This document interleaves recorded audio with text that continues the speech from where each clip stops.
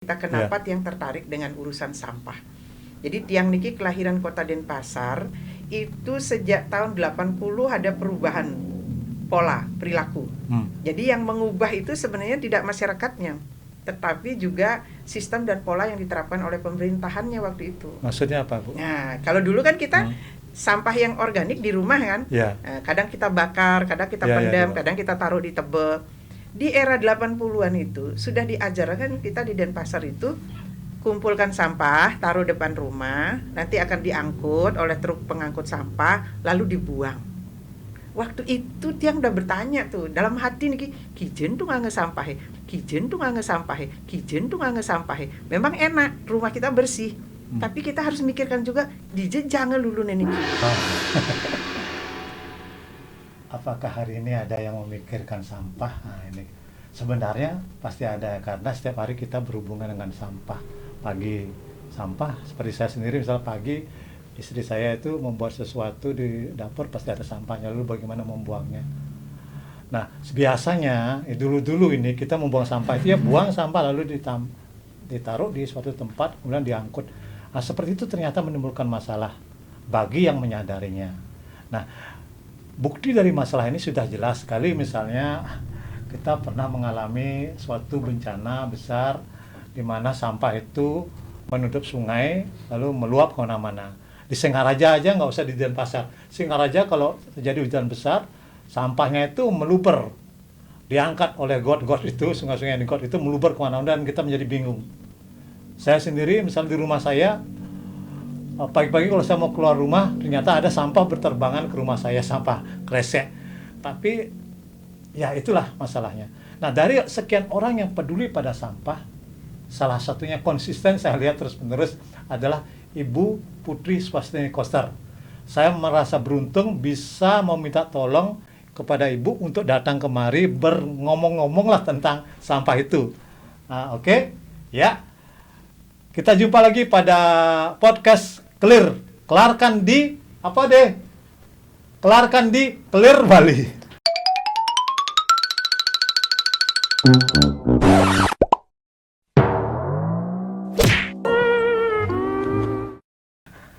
Oke. Kita mulai ya. Bu, sebelum lebih lanjut ini tentang sampah nih, Bu. Banyak orang bertanya nih, Bu. Kenapa sih Ibu susah-susah peduli pada sampah?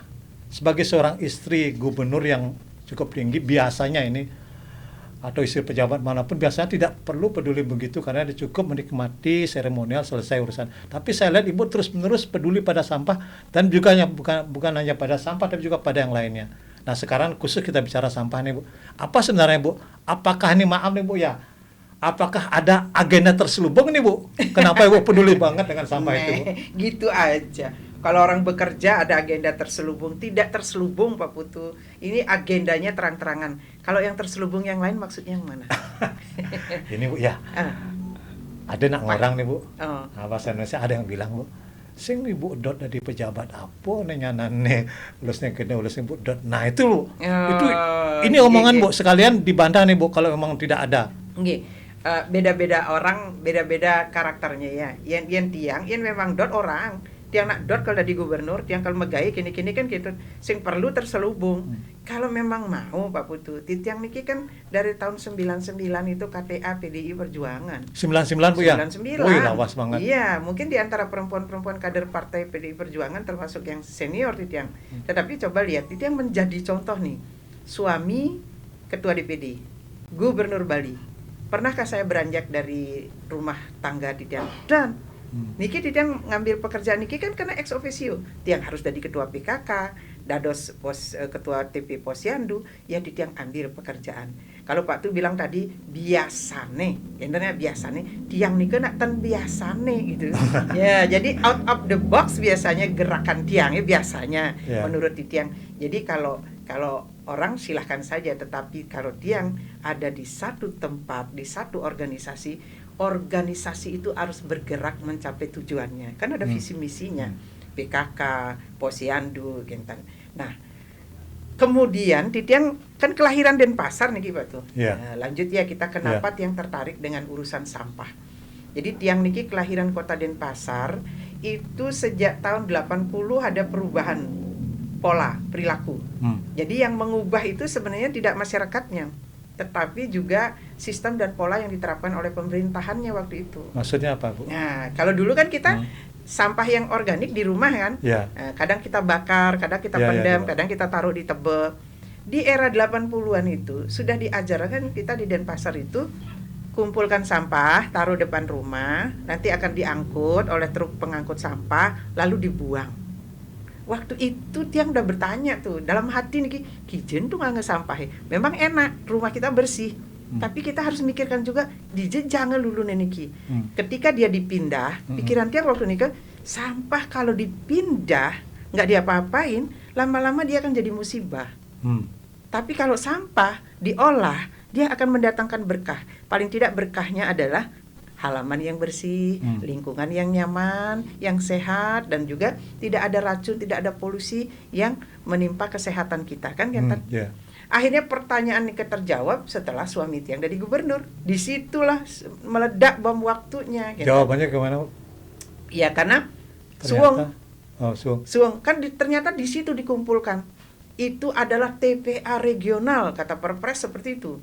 TPA regional Nikot, jadi di sana tempat pemrosesan akhir sesungguhnya dari sampah 4 kabupaten kota. Sarbagita, Denpasar, Badung, Tabanan, Gianyar. Dikumpulkan di TPA Suwung. Iya, dikumpulkan di TPA Suwung. Akhirnya nggak diapa-apain. Kan sekarang meledak. Kalau Tuhan menciptakan gunung, laut, jurang yang alami, yang kita indah. Hanya mampu bikin gunung sampah, ya begitu. Yang meledak kan sekarang. Terus mau diapain?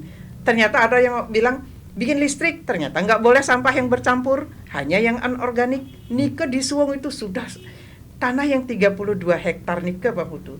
Kedalamannya itu sudah mencapai puluhan meter ke bawah, itu sudah sampah numpuk. Sekian meter ke atas sampah lagi. Mau diapain sekarang? Sementara kita belum menemukan bahwa itu jadi listrik. Bukan sampah yang di Suwung yang bisa jadi listrik, tapi yang di Suwung mau diapain, itu aja dulu. Nah, sambil memikirkan yang di Suwung mau apain, barangkali bila kita sudah mengaku bersalah pada alam, alam akan menuntun kita. Barangkali suatu saat yang di Suwung bisa kita olah. Tetapi sebelum itu, yuk kita ubah mindset kita. Nike yang membuat yang apa ya, harus semangat nih, padahal ini kan periode kedua. Pak Gubernur, mestinya ya udah saya santai aja, selesai aja nanti periode kedua, capek-capek juga segitu dan santai-santai juga segitu kan, ya selesai aja masa jabatan. Tapi kami adalah orang-orang yang bertanggung jawab pada jabatan kami, harus kami kerjakan. Perda dan Pergub harus diimplementasikan. Nah nih karena juga Pergub nih Titiang yang menyampaikan ide itu. Jadi mulailah Titiang terus di periode pertama karena Covid. Baru ada aturannya saja. Lalu di periode kedua harus dong. Titiang berpikirnya sangat-sangat positif dan Titiang lihat ke depannya itu pasti bagus apabila kita semua ambil tanggung jawab. Kita yang bikin sampah, kita kelola sampah kita, tetapi pemerintah tugasnya membuat sistem dan polanya. Itu harus regulasinya, Kenten. Nah, makanya mulailah kembali ke periode kedua, Tiang lebih gencar lagi. Makanya Tiang juga minta, tolong jadikan saya duta, berikan saya SK, saya akan kerja, enten. Ya walaupun apa orang bilang mau cari bisa korupsi, nggak ada anggaran. Ini gerakan bukan program, nggak ada anggaran untuk kebersihan khusus, itu nggak ada. Tiang jadi duta, kenapa? Supaya gerak Tiang lebih luas kemana-mana. Duta ini kan utusan. Jadi ketika Tiang hadir, berarti saya diutus oleh pemerintah Provinsi Bali untuk menyampaikan, untuk mensosialisasikan, untuk menghimbau kepada masyarakat. Yuk kita sekarang begini. Gitu. Jadi jawabannya itu kenapa Tiang semangat? Karena kedepannya kita harus bercirikan warih leluhur Bali yang cerdas. Kalau dulu penggelingsir kita punya masalah tentang pengairan di sawah dan di kebun, mereka punya yang namanya subak. Sampai terkenal ke seluruh dunia. Banyak yang meniru sistem perairan kita itu. Sekarang kita wari beliau punya dong kecerdasan ketika menghadapi masalah sampah. Kita punya itu. Dan Tiang ketika jadi duta, Tiang bikin tagline-nya itu adalah padas. Padas. Palemahan kedas. Palemahan kedas. Nah, keren jadi itu. padas. Nah, jadi simbolnya tuh angka 8. Angka 8. Kenapa angka 8, Bu? Bukan Ya, 9. coba lihat angka 8. Kan dia nggak putus terus. Ya. Nah, Oh, itu artinya? Artinya sesuatu kebersihan itu adalah sesuatu yang harus kita lakukan tidak Terus. pernah putus setiap hari. Geginane buke nyampat. Anak saya itu bolu. Ya. Setiap hari juga kita nyampat kan gitu. Jadi padas, palemahan kedas. Desaku bersih tanpa mengotori desa lain. Gitu. Desaku bersih tanpa mengotori desa lain. Nah, gitu. Rumahku bersih tanpa mengotori rumah orang tetangga. lain. Bunda, ini tadi kan Bunda melihatnya masalah itu di Denpasar dulu. Betul. Sarbagita itu Nggih. yang. Nah sekarang Bunda, tapi kan saya lihat Bunda kalau kita ikuti media sosial, ikuti dengar di radio, televisi, Bunda nampaknya keliling Bali nih. Gimana Bunda? Apakah masalah sampah ini sudah sebuah masalah Bali atau masih masalah Sarbagita aja? Ya, kan begini Putu. Kita ada tempatnya di mana kita mencegah, kemudian ada tempatnya kita mengobati. Misalnya kita kena kusta nih, kena kustanya di sini lokusnya kita obatin, yang lainnya juga kita cegah supaya nggak kena kan gitu. Nah jadi selalu Titiang memberi contohnya kasus yang di Denpasar. Ya. Walaupun di kabupaten lain belum, tetapi sudah mengarah, enten. Itu supaya kita bisa belajar dari kasus sampah yang ada di Denpasar. Nih karena kota kita lahannya untuk tebo-tebo itu sudah nggak ada gitu. Ya. Nah makanya dan SE-nya Pak Gubernur nomor 09 tahun 2025 itu kan gerakan Bali bersih sampah. Jadi niki Bali. Jadi gerakannya itu adalah one island, one management. Satu pulau, satu pola, satu tata kelola. Mestinya gitu. Karena kita kan kecil niki. Yang paling kecil lah provinsinya, pulaunya kan. Kalau yang lain-lain niki kan besar-besar. Nah, jadi Titiang mulai ketika bergerak Putu Titiang di bulan April itu di SK-kan menjadi duta nomor 373 tahun 2025. Bulan Juni Titiang sudah mulai bergerak. Titiang gandengan dengan, karena tidak ada anggaran sosialisasi di PKK Titiang pakai supaya Titiang bisa bergerak keliling Bali. Jadi sosialisasi itu anggarannya hanya untuk sekedar makan siang itu. Jadi Titiang bergeraknya ke kecamatan itu didampingi bergandengan tangan dengan Dinas Kehutanan dan Lingkungan Hidup, kemudian tim percepatan dan poklinya Pak Gubernur Bali, sampun kenten dari PMD, di dalamnya ada PKK, ada Posyandu itu. Jadi dari PMA itu yang kita ajak ke keliling ke 57 kecamatan. Sebali. Nggih, sebali. Kemarin sudah berakhir di Kecamatan Pekutatan Jembrana, nika terakhir. Titiang mulai dari Kota Denpasar berakhir di Jembrana. Jadi di setiap kecamatan yang Titiang datang, yang hadir itu adalah kepala desa, lurah, jero bendesa, dan pendampingnya. Pendampingnya siapa? Istri-istrinya, yang juga adalah ketua PKK, Manggala Paikatan Kerama Istri, nika. Jadi beliau-beliaulah yang mendengarkan apa yang Titiang sosialisasikan. Jadi ketika sosialisasi, Titiang akan mulai kilas balik dulu. Contohnya, ada kasus begini loh di Bali, lokusnya di Kota Denpasar, yaitu Suwung. Supaya kita tidak seperti Suwung, karena kabupaten lain sekarang sudah membuka yang namanya open dumping. Jadi ditiru, itu tidak bagus. Dan tidak boleh, dilarang. Nah, yang melarang siapa? Regulasi. Tidak mulai yang pun dari regulasi. Bukan Ibu yang melarang ya? Ton Ibu. Tidak boleh dong. Ada gini soalnya ada seletukan. Ini Ibu mau lakar dendana 50 juta, Ibu melarang. Ini yang melarang ini siapa sebenarnya Ibu yang melarang? Ya aturan. Ibu kan cuma menyampaikan. Jadi aturan teman-teman semeton di rumah yang baik, yang regulasinya. Jadi janganlah melawan aturan. Ya. Kalau melawan aturan kena denda nanti. Kena kurungan bui kalau nggak salah ya. Saya baca di denda juga. Ya, jadi bukan karena Ibu Koster. Jadi mulainya dari di pusat nih gitu. Di pusat niki wenten Undang-Undang nomor 18 tahun 2008 loh. 2008. Sekarang 2025. Sudah 17 tahun. Sementara undang-undangnya melarang open dumping. Apa open dumping? Open dumping itu membuang sampah di area terbuka, ditumpuk di situ tanpa diolah, tanpa diapa-apain dalam jangka waktu lama dan akan merusak lingkungan. Suwung contohnya itu open dumping. Tapi yang di Suwung itu kan atas restu pemerintah ya waktu itu ya. Memang awalnya itu TPA, tempat pemrosesan akhir. Tetapi kan tidak ada pemrosesan. Yang ada sekarang adalah merusak alam yang 32 hektar itu, numpuk sampahnya. Nah, Artinya pada waktu dibuka TPA Suwung itu belum ada semacam aturan itu belum keluar. belum ada, karena nikah sekedar ditumpuk begitu saja. Baru Tetapi sekarang ada aturannya. diperkuat aturan 2008. 2008. Tidak boleh open dumping. Mestinya kan 2008 udah ditutup dong.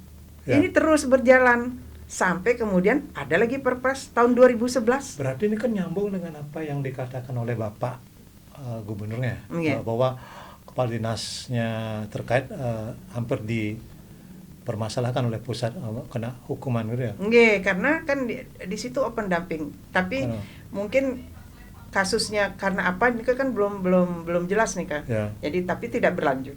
Intan nggih. Tapi yang jelas itu Suwung contohnya dia sampaikan kepada teman-teman dari kampus nih Kak. Karena beliau bilang TPA itu boleh, tidak perlu ditutup. Intan. Nah, pertanyaannya Suwung niki sebenarnya realita dan yuridis formalnya beda. Intan. Secara aturan dia Perpresnya nomor tahun 2011 dia TPA, tempat pemrosesan akhir. Memang tidak melanggar. Tetapi realitanya kan dia open dumping. Tidak ada pemrosesan di situ. Ditumpuk begitu saja, dan bahkan sekarang sudah kita lihat itu dampaknya. Itu racun-racun di situ. Nah, lalu yang ada juga di dalam Undang-Undang nomor 18 tahun 2008 tidak boleh membakar sampah. Sampah yang bercampur. Kalau zaman 70-an sampah kita kan cuma lulun canang, daun-daunan kering, kayu-kayu itu kalau dibakar tidak menimbulkan racun. Tetapi sekarang kalau plastik dibakar, styrofoam dan lain sebagainya, zat-zat kimia pembentuk plastik itu terurai dia. Dan lalu ketika kena panas api, dia menghasilkan racun. Salah satunya yang berbahaya untuk tubuh kita namanya dioksin. Kalau dibakar, apalagi misalnya dengan tungku pembakaran, dengan apa namanya cerobong asap, itu asapnya itu akan terbang sejauh 5 km. Kita yang sepanjang 5 km itu ada di bawahnya, jadi kita menghirup dioksin. Kalau misalnya Enrin atau apa kita nyemprot padi gitu kan, nyemprot buah-buahan, kalau disemprot paling dampaknya 200 meter. Kalau membakar sampah yang bercampur ini, yang anorganik ini, itu 5 km karena kan pakai cerobong biasanya. Diterbangkan angin dia. Itu jadi numpuk sampah aja sudah berbahaya untuk kesehatan, apalagi membakarnya. Nah, itu. Ini. Jadi belum sekarang dampaknya bisa aja kebakaran atau betul. Nah, kalau yang bertumpuk juga kan ada gas metan kan panas dia kan, panas. Jadi kalau kena panas matahari lagi berpotensi kan pernah Suwung kebakaran juga. Nah, ini kan ruwet hidup kita. Padahal sesungguhnya itu karena apa? Sampah. Ya, kita terlalu ampah dan campah, tidak mau ngurus sampah kita gitu. Jadi akhirnya musibah. Lalu berikutnya, Pak Putu merasakan nggak? Kita sibuk nih ngurusin minuman, bekas-bekas minuman, gelas plastik, botol plastik, pembungkus permen, pembungkus makanan ringan dan lain sebagainya. Itu plastik yang berdampak itu mencemari lingkungan. Nah, pernah nggak kita berpikir, produsennya kan enak aja, dia dapat untung kan banyak. Jadi dia bikin minuman mineral nih. Jadi harga satu botolnya sudah dengan harga botol, harga air plus yang lain-lainnya kita beli. Setelah kita membeli itu botol kan milik kita jadinya. Ya, setelah kita minum airnya kan dia jadi sampah. Lalu kita kemana bawa sampah itu? Kan kita buang aja kan, kita buang kemana-mana itu. Akhirnya mencemari lingkungan. Betul. Tapi kan tidak adil hidup. Produsennya dapat untung, kita yang buntung ngurusin sampahnya. Yang buntung itu ngurusin sampah bekas minuman mineral itu siapa? Masyarakat dan pemerintah. Itu. Tetapi produsennya tenang-tenang. Nah, ini ada peraturan Menteri Kehutanan dan Lingkungan Hidup itu tapi baru peta jalan dia, belum dibuat dalam bentuk aturan atau undang-undang. Jadi diharapkan produsen menarik kembali sampah bekas kemasan produknya dia harus narik kembali. Oh, itu bagus, Bunda. Itu mestinya kan begitu. Ibu. Ya, jadi kalau dia punya misalnya ini kan investor besar, dia konsorsium misalnya bikinlah satu pabrik untuk pengolahan tetapi yang sehat gitu misalnya kan. Jadi semua produk-produk dia tarik diolahnya di situ. Jadi tidak pemerintah dan masyarakat yang repot. Sekarang kan nggak seolah-olah lepas tangan. Mereka bikin tetapi mereka tidak bertanggung jawab terhadap sampahnya, enten. Nah, Nika diharapkan Bapak Gubernur sudah menyampaikan dan memang Menteri KLA sedang proses ini supaya dijadikan undang-undang. Jadi produsen menarik kembali sampah kemasan produk mereka. Itu. Nah, ini kedua itu aja bagi Tiang sudah cukup untuk mengajak masyarakat tertib. Asal pemerintah yang buat aturannya tolong dong ditegakkan aturannya, kan gitu. Nah, ini padahal kita kan ada di pemerintahan, ya kita harus berani. Kita yang belum menegakkan aturannya sehingga masyarakat tidak disiplin dia. Nah, lalu kita ke Provinsi Bali. Tahun 2011 sudah ada itu namanya Perda nomor 5. Perda nomor 5 itu intinya kalau kita membakar membuang sampah sembarangan itu kita kena hukuman 6 bulan penjara plus denda 50 juta. Tapi Pak Putu pernah dengar gak orang kena denda 50 juta? Belum.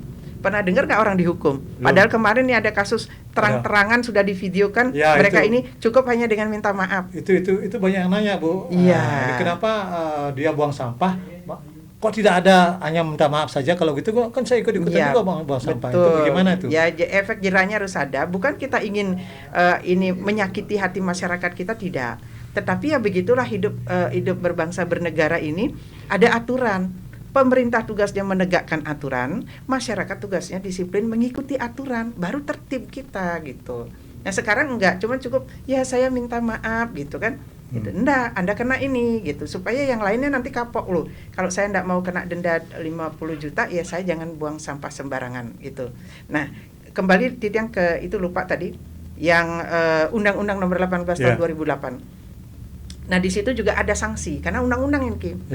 Kalau membuang sampah tidak pada tempatnya itu 10 juta kena. 10 juta teman-teman. Kalau buang sampah tidak pada tempatnya. Jadi hati-hati. Bukan hati-hati, jangan. Jangan. Ya. Terus kemudian kalau membuang sampah yang berdampak mencemari lingkungan, nih kan? Kalau ketahuan itu 6 bulan penjara plus 50 juta. Nah, kalau sekarang malah secara swakelola misalnya bikin open dumping seperti di Suwung itu. Nah, yang seperti itu hukumannya 10 tahun penjara plus denda 5 miliar. Waduh. Itu. Sebenarnya bukan masalah dihukum atau tidaknya, tetapi kita kan sudah tidak sebagai warga negara kita tidak mengikuti aturan dong itu. Betul. Nah, tapi kan kita tidak cukup hanya mengeluh dan bergumam tentang itu nih kenapa begini begitu. Kita harus pakai kecerdasan kita bahwa kita adalah warisnya lelangit Bali yang cerdas, ya kita juga harus cerdas gitu. Kita sudah dirusak pola masyarakat bahwa sampah yang mestinya kita urus sendiri sekarang diurus oleh pemerintah itu sudah 41 tahun. Masa mau membalikkan mindset itu semudah membalikkan telapak tangan? Enggak lah. Jadi, tapi kesadaran itu harus dimulai. Jadi kita harus berani bergerak gitu. Apapun tantangan dan rintangannya, kudu sabar. Seperti penyakit bikin sakit aja berpuluh tahun, masa mau mengobatin seperti simsalabim. Nah, lalu masuklah Pak Gubernur di periode pertama sebagai gubernur. 2018 begitu beliau masuk sudah ada satu pergub yang bisa beliau bikin waktu itu. Pergub apa itu, Bunda? Nah, pergubnya nomor 47 tahun nomor 97 tahun 2018. Itu adalah pembatasan timbulan sampah plastik sekali pakai. Pak Gub udah berpikir saat itu kalau dibiarkan. Dampaknya ini sudah terasa sebenarnya, Bunda.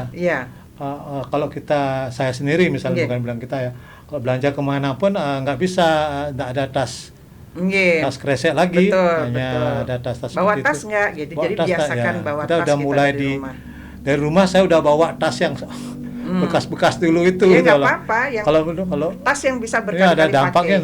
Tahun 70-an, 60-an itu kalau kita ke pasar kan bawa tas sendiri. Bawa botol kalau beli minyak gitu kan. Bawa rantang kalau beli yang berkuah kan kayak gitu. Sekarang hidup kita terlalu dimanja dengan yang serba plastik. Sudah dari dagangnya kita dapat. Nah, Di tahun 2018 kan sudah ada itu. Ya. Artinya apa? Kalau ada orang nanya, Adi Marjani ya tentang sampah 5 tahun kemarin Kija sudah dibuatkan aturan, gitu. Tapi aturan itu kan tidak pemerintah yang bikin aturan, pemerintah yang menjalankan, tidak.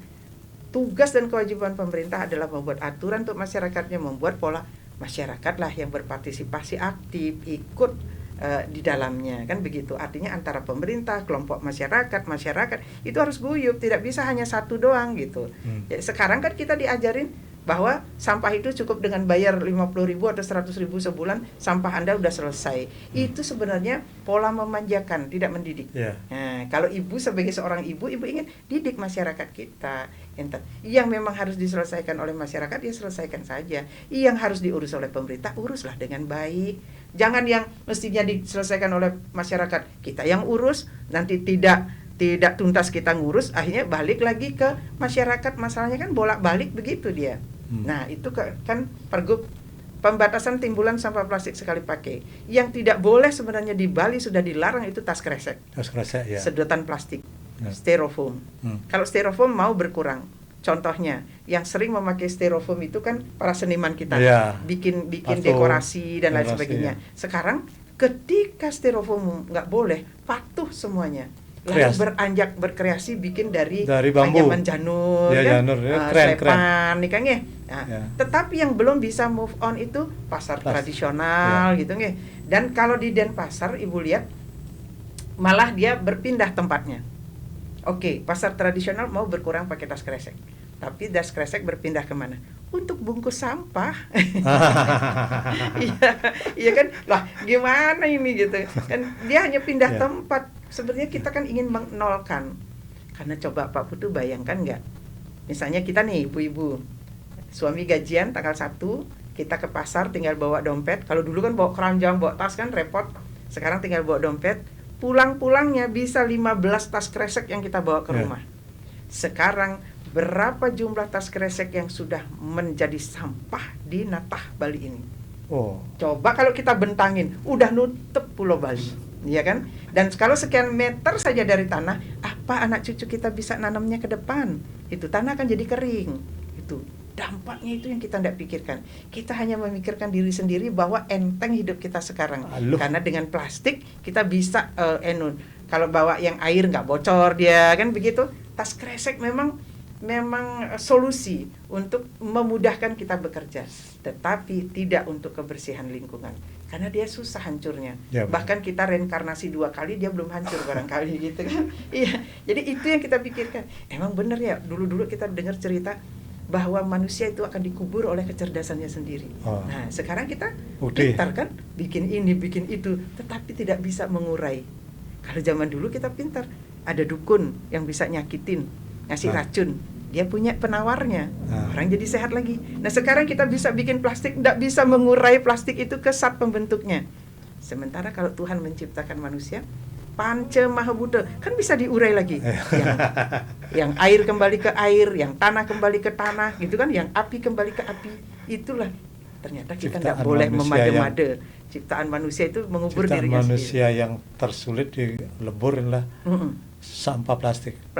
Ya, Bunda, betul. Ini mungkin tadi Bunda udah cerita luar biasa. Tadi baru pergub ya. Pergub itu ada lagi, Bunda. Pergubnya masih ada nih. Nah, lalu setahun kemudian ada pergub nomor 47 tahun 2019. Nah, itu tentang pengelolaan sampah berbasis sumber. Nah, ini tiang Niki kasih ide ke Pak. Ini soal banyak yang dengar, apa maksudnya pengelolaan sampah berbasis sumber itu gimana nih, Bunda? Jadi pertama, sampah itu sebelum menjawab, Bunda. Kita kedek dulu. Oke.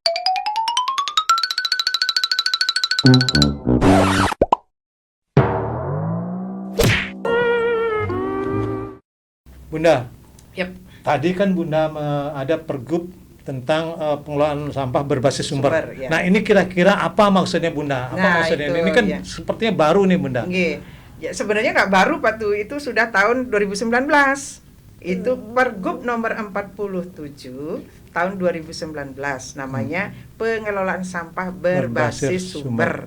Jadi kita diajak mengelola sampah. Selama ini mindset kita kan ngentungang lulu, membuang sampah.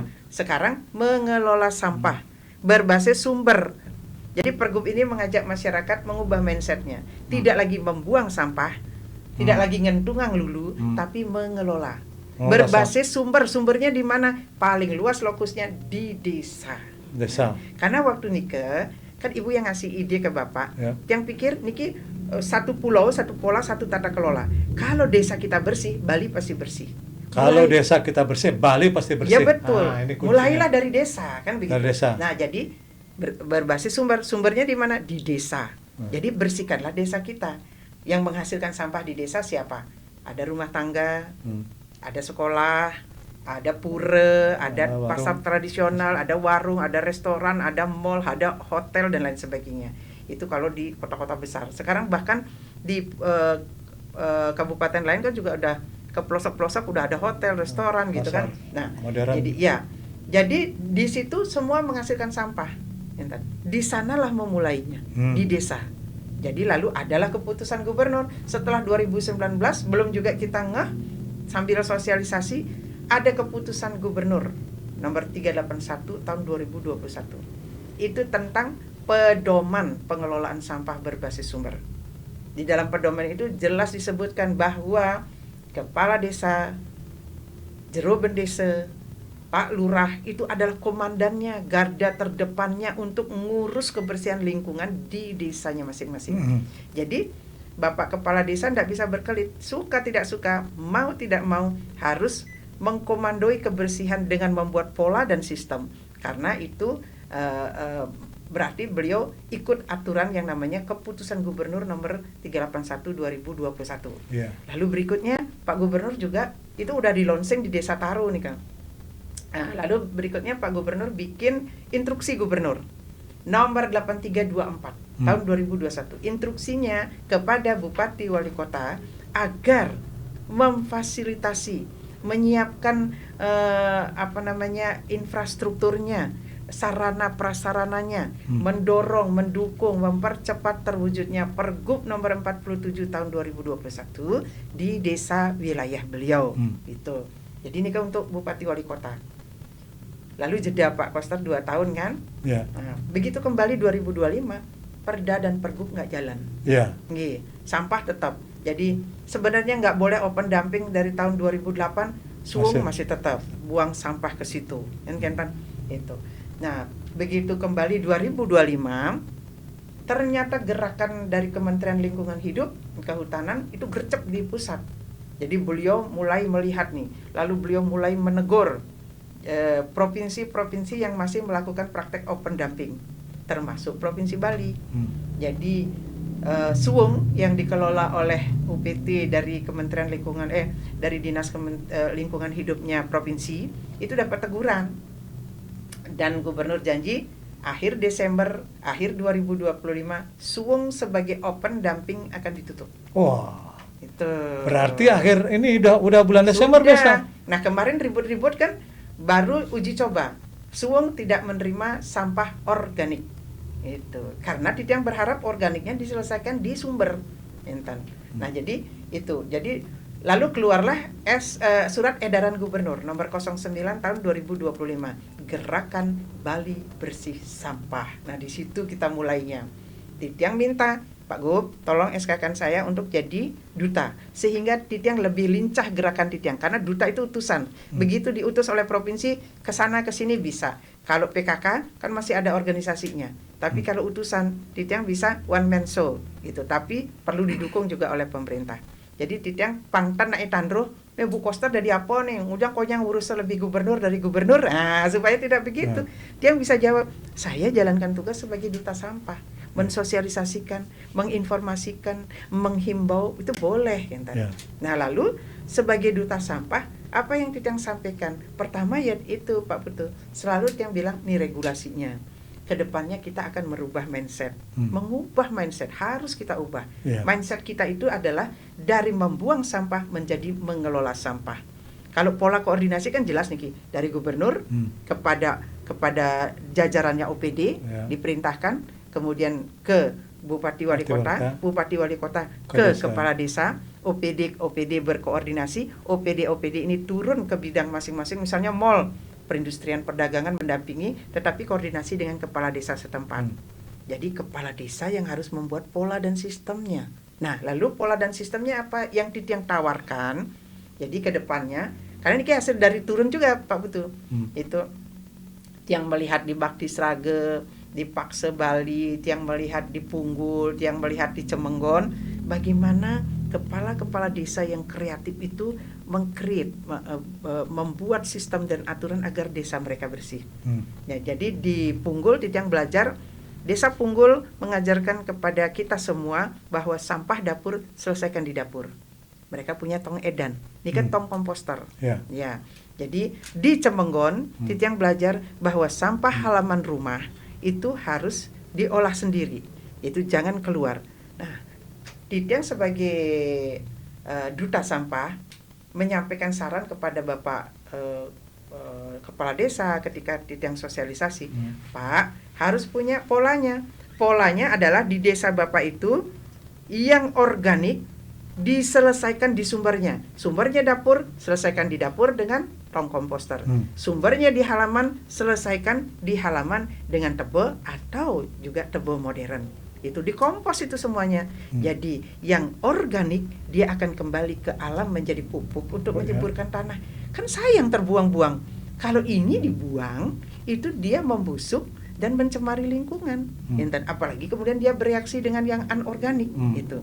Jadi yang organik Bapak mengarahkan segenap warga desa Bapak, apapun profesinya, apapun kelompoknya, di sekolah, di ini kan sekolah punya nggak sisa makanan organik basah? Punya di kantin-kantin. Kemudian di pura, di perantanan ada. Jika organik basah selesaikan dengan tong komposter. Kalau diselesaikan dengan tong komposter, dia akan jadi cairan yang bisa menyuburkan tanah. Kalau yang sisan canang, daun-daun kering, itu dikompos juga, dia dipendam, dia di bawah tanah, diisi dengan cairan mikroba cair, jadi nanti remuk dia jadi tanah subur, dia kompos dia jadinya. Lalu tebarlah kembali ke tanah, kan begitu. Jadi ketika seorang kepala desa mampu mengarahkan masyarakatnya menyelesaikan sampah organik di desanya, itu 60% volume sampah berkurang di desanya. Dia selesai di tempatnya. Niki 100% sampah, kalau dihitung-hitung lebih banyak yang organik. Kalau kita di Bali, karakter sampahnya begitu. Makanya jangan bandingkan diri dengan Singapura. Singapura di situ keliling sebulan pitung dina sing karuan man lulun canang. Ya kan? Kalau Riki jeung lulun canang matumpuk pragatang lulun canang ini ke anggen api biar anggen pupuk ya. Caranya dikompos. Nah, lalu kan ada sampah anorganik. Sampah anorganik paling banyak apalagi yang 3R, ada reuse, reduce, recycle. Ada yang residu. Kalau yang residu itu jenisnya pampers, pembalut. Kemudian ada apa lagi itu tisu, Nika dipisah dari awal. Jadi di rumah tangga Nika tisu harus punya dia keranjang khusus untuk tisu, pembalut dan pampers. Kalau yang 3R ada botol, ada kemasan pembungkus permen, kacang dan lain sebagainya, Niki pisah dia. Nanti ini baru dikelola oleh swakelola atau desa. Yang 3R bawanya ke TPS 3R. Saran tiang ke depan, semua desa punya satu TPS 3R atau lebih, tergantung luas desanya. Disitulah taruh sampah-sampah 3R-nya.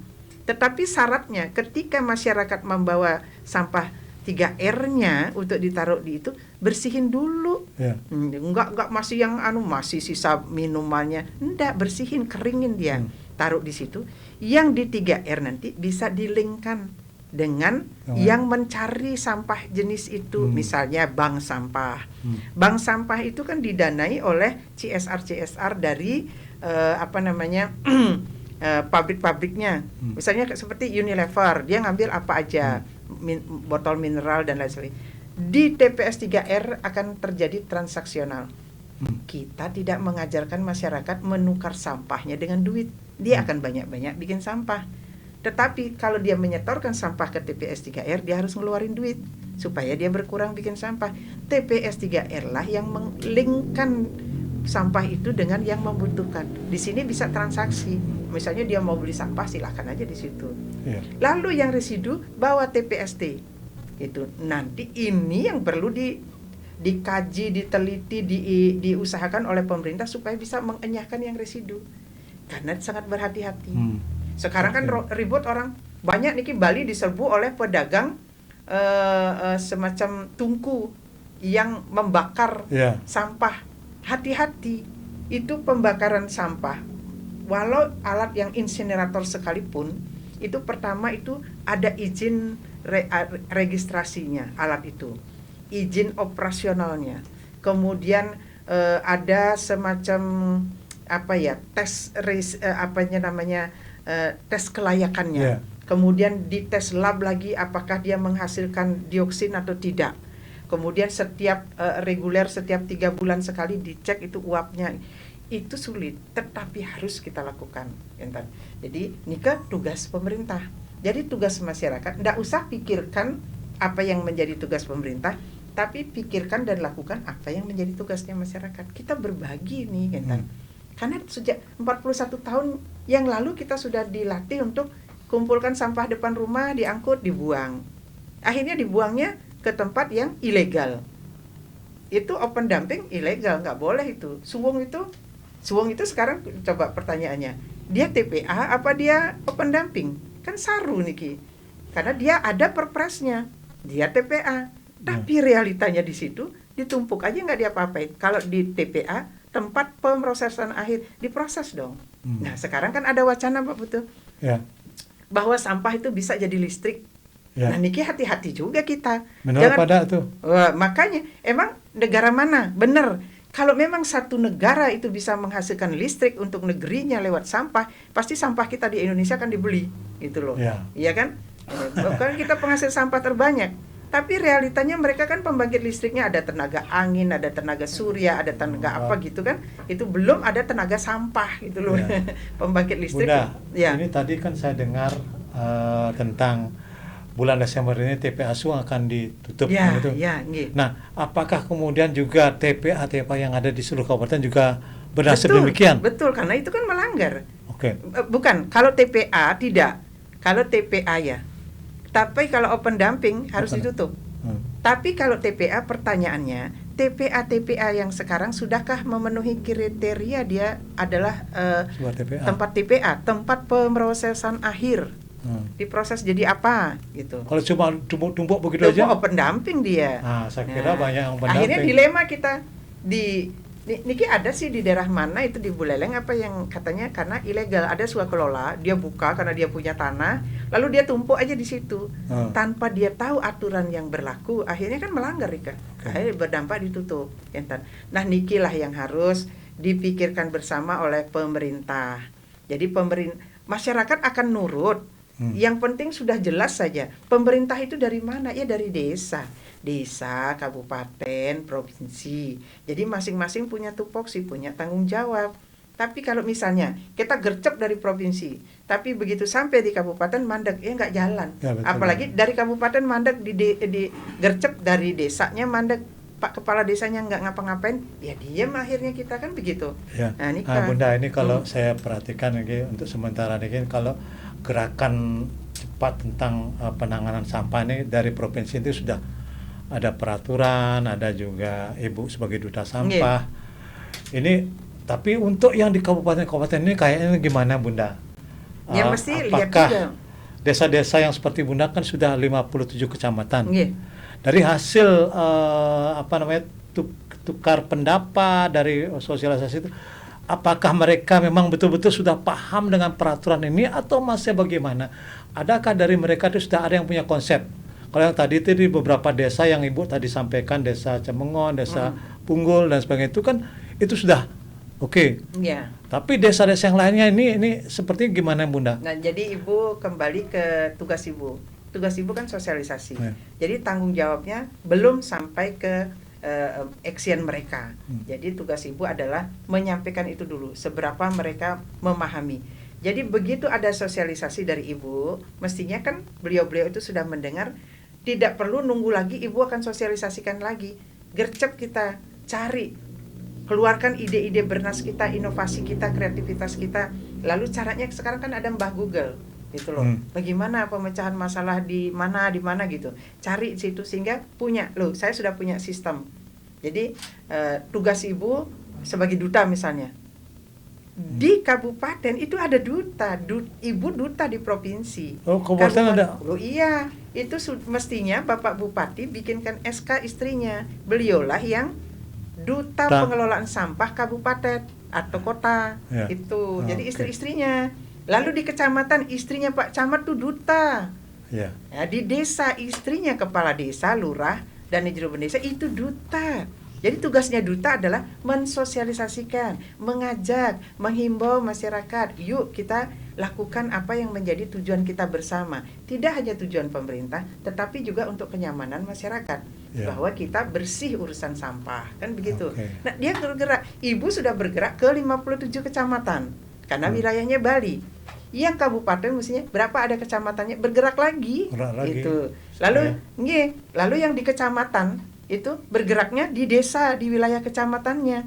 Yang di desa himbaulah, ajaklah masyarakatnya. Kan ada PKK, kader posyandu ada bergerak di situ. Andai Pak Putu semua gercep seperti itu, cepat kok. Jadi sama dengan hitungan-hitungan kita di atas kertas. Tetapi kalau dari provinsi gercep di kabupaten dia mandek, seolah-olah tidak tahu, itu kan sekarang banyak saya nggak tahu. Kalau nggak tahu ya cari tahu, Intan. Yang penting kita sudah mendengar bahwa desa kita harus bersih. Gimana caranya? Jangan nunggu lagi gitu. Jangan nunggu arahan lagi. Bu Koster kan belum ke desa saya gitu. Enggak perlu saya harus ke desa. Yang penting sudah ada gerakan. Surat edaran nomor 09 2025 harus kita lakukan bersama. Intan. Nah, jadi kepala desa nih yang harus gercep apapun.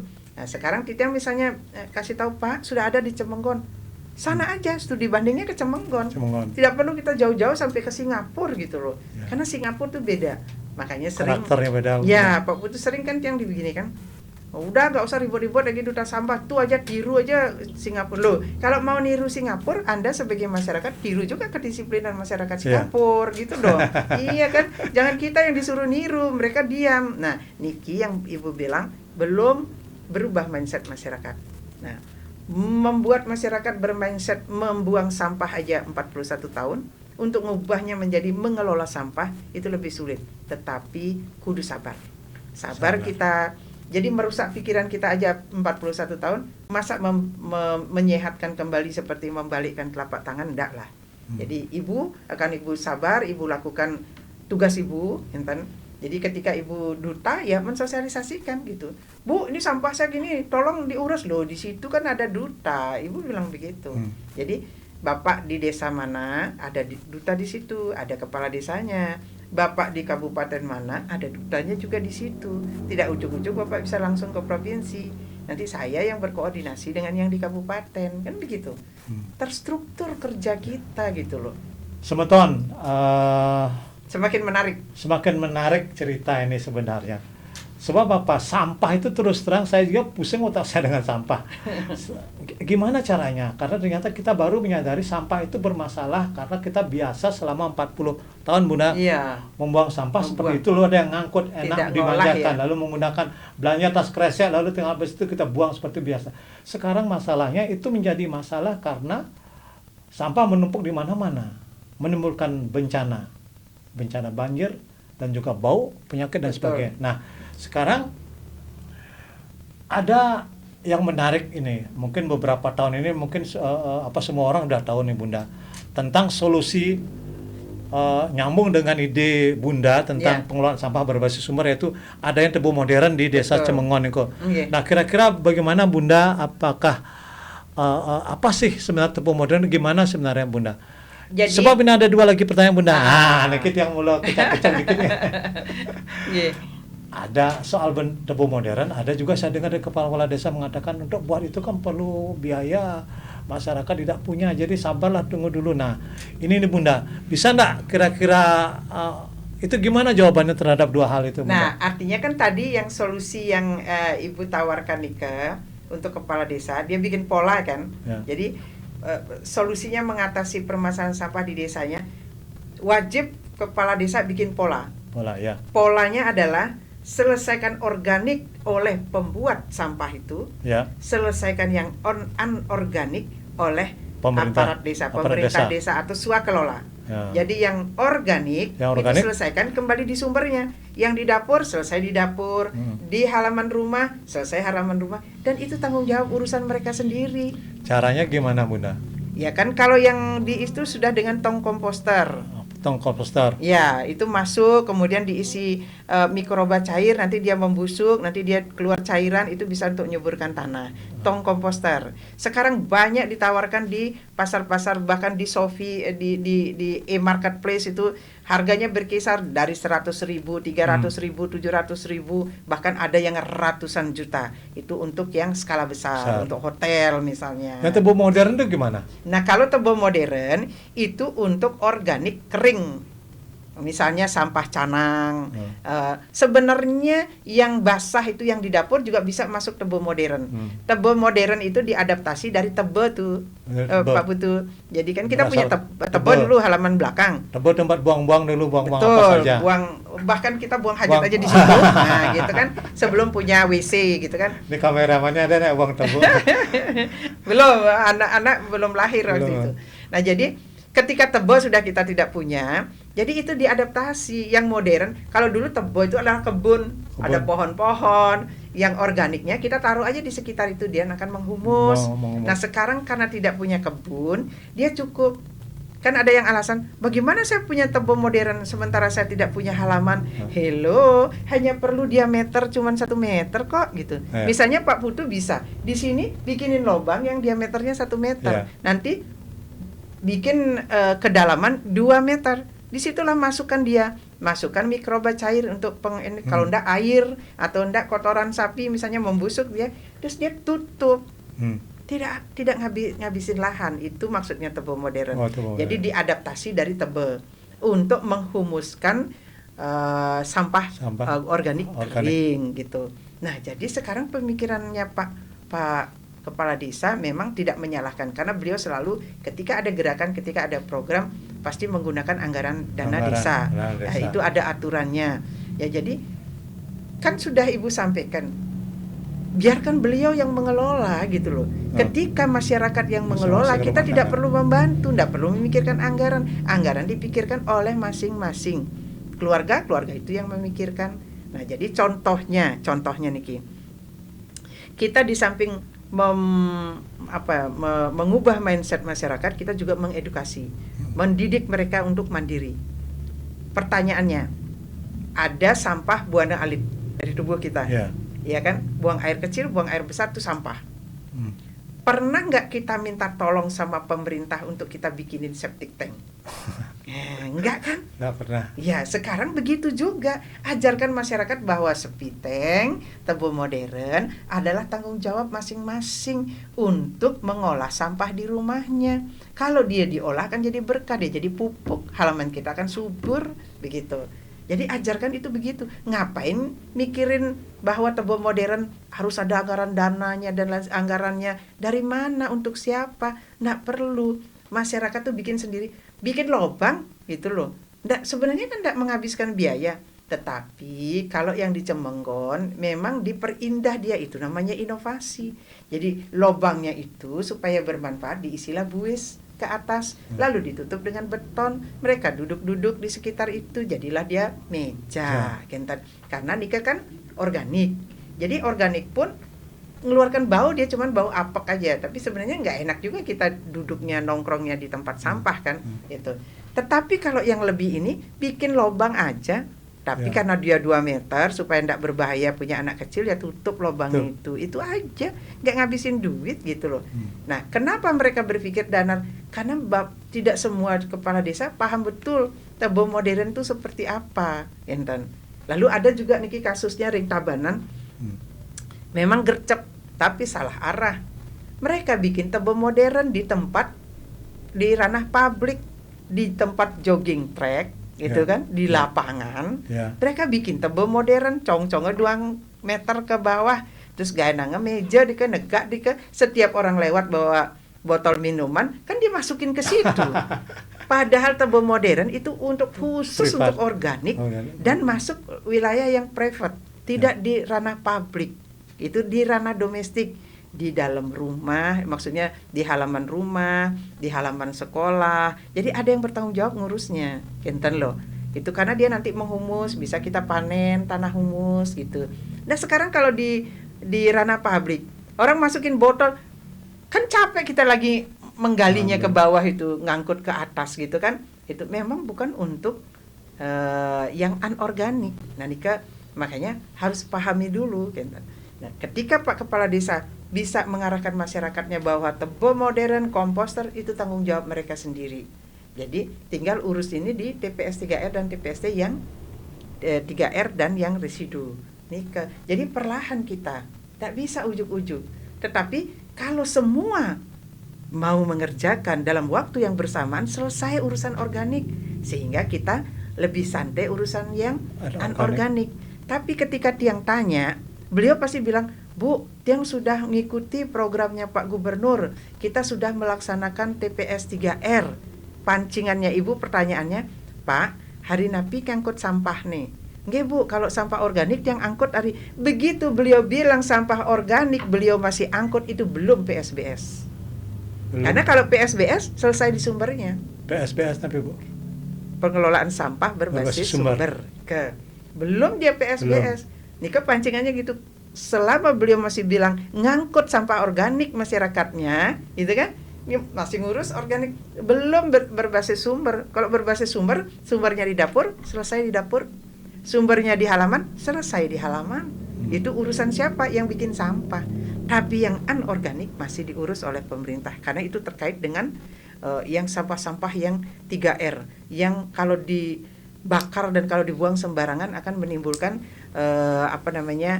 kerusakan lingkungan. Jadi kalau sudah PSBS, selesaikan sampah organik. Sampah organik itu 60% volumenya. Ketika 60% diselesaikan di rumah, enteng tinggal ngurusin yang anorganik itu. Enten. Itu betul.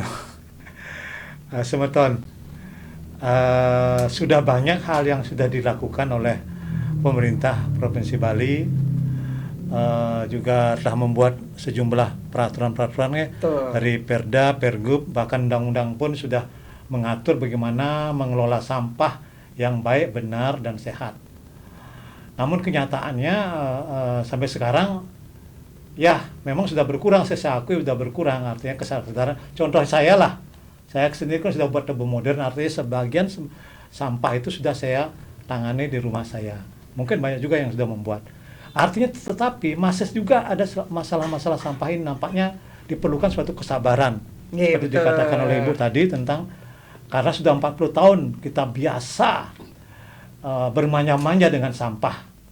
Nah, saya optimis dengan gerakan yang 8 angka 8 itu terus menerus yang lakukan oleh Ibu Putri Suwastini Koster dan juga Parlemen Keras dengan yang lain-lainnya, maka saya yakin Bali akan menjadi provinsi pertama yang bebas sampah.